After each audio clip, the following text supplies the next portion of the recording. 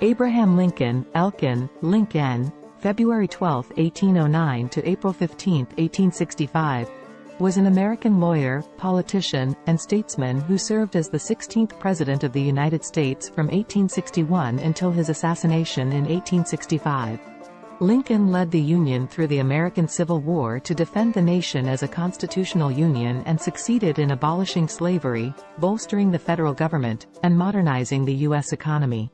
Lincoln was born into poverty in a log cabin in Kentucky and was raised on the frontier, primarily in Indiana.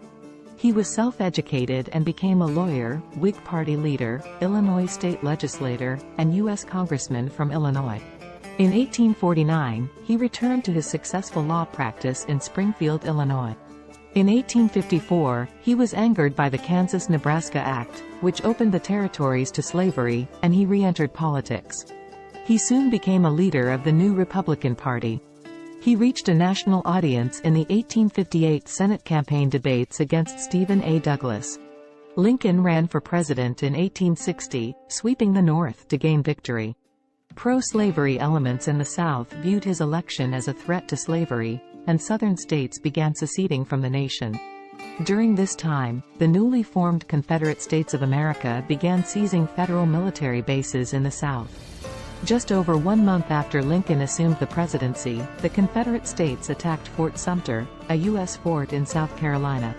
Following the bombardment, Lincoln mobilized forces to suppress the rebellion and restore the Union.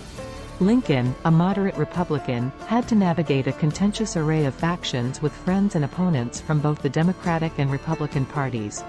His allies, the War Democrats and the Radical Republicans, demanded harsh treatment of the Southern Confederates. Anti-war Democrats, called Copperheads, despised Lincoln, and irreconcilable pro-Confederate elements plotted his assassination.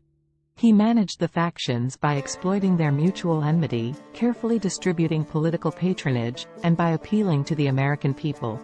His Gettysburg Address came to be seen as one of the greatest and most influential statements of American national purpose.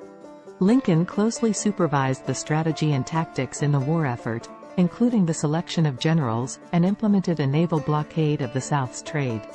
He suspended habeas corpus in Maryland and elsewhere, and averted British intervention by diffusing the Trent Affair.